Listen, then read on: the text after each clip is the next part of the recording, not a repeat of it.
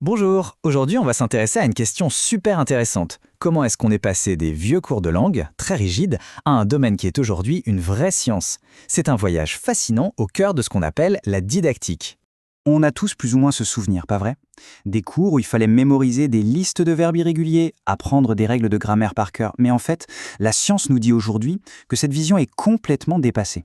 Alors qu'est-ce qui a bien pu changer?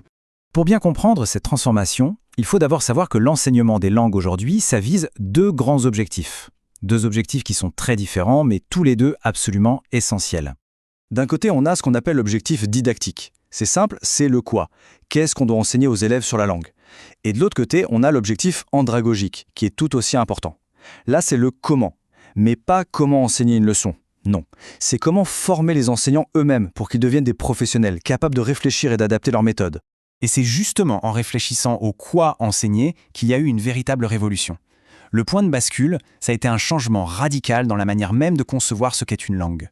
Avant, on voyait la langue comme une sorte de grand système bien ordonné, un code à déchiffrer. La grande révolution, ça a été de s'intéresser au langage, c'est-à-dire à la façon dont on utilise concrètement la langue dans la vie de tous les jours, pour faire des choses. La langue n'est plus un objet d'étude abstrait, elle devient un outil pour agir. Et de cette idée est né un concept absolument central, la compétence communicative. Le but, ce n'est plus de connaître les règles sur le bout des doigts, mais d'être capable d'utiliser la langue pour communiquer, négocier, convaincre, bref, pour interagir efficacement avec les autres dans une situation donnée. Et cette évolution, elle est très claire quand on regarde l'histoire des méthodes d'enseignement. On est parti d'une approche super traditionnelle, centrée sur la grammaire et la traduction, puis petit à petit on a évolué vers des méthodes où l'interaction devient la clé, jusqu'à l'approche d'aujourd'hui qu'on appelle actionnelle, où l'apprenant est vu comme un véritable acteur social. Le centre de gravité s'est complètement déplacé. Bon, mais alors concrètement, pour la personne qui apprend, qu'est-ce que ça change?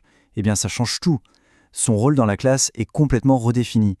Fini le temps où l'on pensait que l'élève était une sorte de vase vide qu'il fallait remplir de connaissances. Non, aujourd'hui, on sait que l'apprenant construit activement son propre savoir, en particulier grâce aux interactions avec les autres. Du coup, l'enseignant, son rôle change aussi. Il n'est plus celui qui transmet le savoir, il devient un facilitateur, un guide.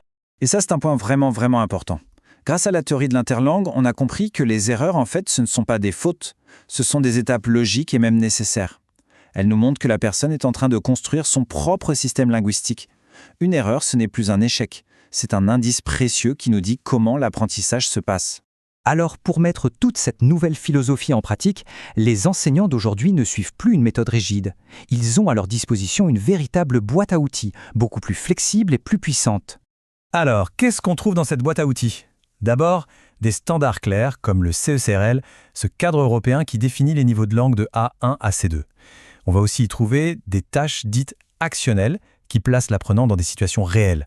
L'évaluation change aussi de nature, elle devient formative. Et on utilise des outils comme le portfolio qui permettent à chacun de suivre ses propres progrès. Justement, parlons-en de l'évaluation. Bien sûr, il y a toujours l'évaluation sommative, c'est le diplôme à la fin, la certification. Mais on met de plus en plus l'accent sur l'évaluation formative. Son but, ce n'est pas de mettre une note, mais bien d'aider à apprendre, de donner un retour constant pour que la personne puisse s'améliorer. C'est un vrai outil de dialogue. Tout ça nous amène finalement à l'objectif ultime. Au fond, avec cette approche, quel type de professionnel de l'éducation est-ce qu'on cherche à former? La réponse est très claire. Le but, ce n'est absolument pas de former des techniciens qui appliqueraient des recettes toutes faites, sans les comprendre. L'objectif, c'est de former des praticiens réflexifs, c'est-à-dire des professionnels qui sont capables d'analyser ce qu'ils font, de l'adapter à leur public et de faire évoluer leurs propres pratiques. Cette citation résume parfaitement cette ambition. Il s'agit vraiment de donner aux enseignants les outils intellectuels pour qu'ils deviennent les architectes de leurs cours et pas de simples exécutants. C'est un changement de posture qui est fondamental. Au final, toute cette évolution dans le monde des langues nous pousse à nous poser une question beaucoup plus large. En passant de la simple transmission de règles à la construction de compétences, est-ce qu'on ne serait pas en train de redéfinir ce que veut dire apprendre? Et ce, quelle que soit la matière. C'est une piste de réflexion qui est passionnante.